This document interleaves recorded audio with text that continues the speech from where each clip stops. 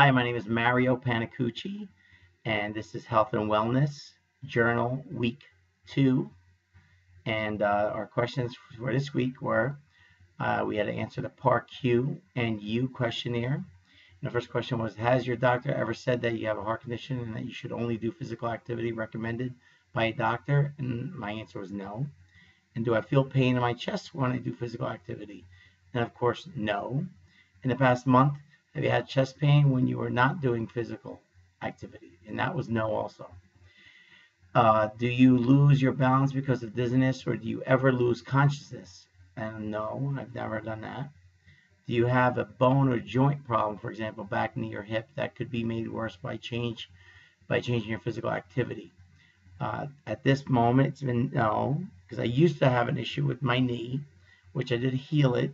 I had osteoporosis of the knee, which is a mineral deficiency, and I solved that problem. I rebuilt my cartilage, so I don't have that stiff joint pain anymore where it would swell up. So that is no. Is your doctor currently prescribing drugs, for example, water pills for blood pressure or heart condition? No, definitely not. I do not take any drugs other than my supplements I take, and those are not drugs. Those are vitamins and minerals. That's all I take. I don't even take aspirin anymore, or Advil, or Aleve. None of that. No NSAIDs. I take no more. Do you know of any other reason why you should not do physical activity? No. I could do activity anytime I want. The next thing was the Rockport fitness walking test. Okay. And the questions were, why is it important to complete a readiness assessment prior to starting an exercise program? Well, this helps the practitioner determine whether or not that I can start on a physical exercise program at all, or if I have limitations to what I can and cannot do. It just gives the practitioner a base to where to start with a new client and find out what level they are currently at, or if they need any work at a slower pace than normal people with no problems. Why is this important to assess your beginning fitness level? Well, this is the way a personal trainer can prescribe the proper amount of resistance and cardiovascular level training an individual may do. So if you find out the person is very fit, then you could start them on an hour of cardio instead of like 15 minutes. If they were really bad out of shape and had a problem maybe with their knees and they couldn't walk long. So, but little steps to walk 1 mile. It takes one step to walk a mile, like they say. What were my results? My test results were that I could pretty much do any kind of exercise.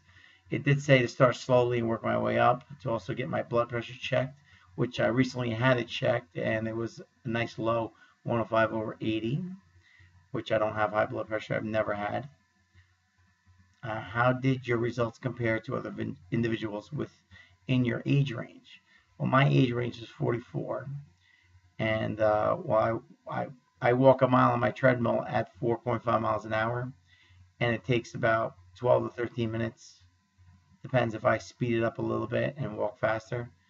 And my heart rate is usually always 170 BPMs, which charts me at the above average rate. And I weigh more than 170 pounds at this moment. I'm 235 pounds at this moment.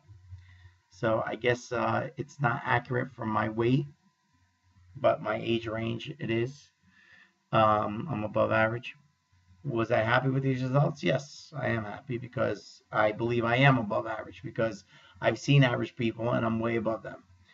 Why or why not? Because I know that my heart is physically fit, even though I might have a more body percent fat than I've had in the past, and I would like to have at this moment. I know that my heart is strong enough to handle a good cardio workout and a good stress level. Whether you were happy with my results or not, identify 3 ways you could improve your results. Well, first, I definitely could improve my results by doing more cardiovascular exercise. That increases my blood flow and helps to reduce my body fat, as well as my diet right now is okay. It's not really the best it's been, but it's been good. I did a fast for like 2 weeks, and I didn't eat any food except, drink a green shake and lots of water and some fiber and some stuff just to make sure I went to the bathroom and I detoxed my body. So I felt really great with that, and that's one thing that I am doing. And I also would like to add weights back into my lifestyle because I don't do any more weights because I haven't had time because of schoolwork. That's pretty much taken up all my time. Um, and That's really it. Just and increase the amount of times I'm working out a week. Because right now I'm currently only working out 1 day a week to 2 maximum. How does the lifestyle factor of physical fitness affect overall health and wellness? Well, my job entails me to be physically fit and visually appealing because I'm in the entertainment field and that's how I make my living. And people like that I do a great job, but it's because I'm very involved in a crowd and physically out there, motivating people, and I have to remain physically appealing. I can't be like a big fat slob out there DJing and wanting people to follow me doing dances when they'll be like, "Who is this guy? Why am I following him?" So I like to lead by example. All right, how does this lifestyle? Oh, sorry.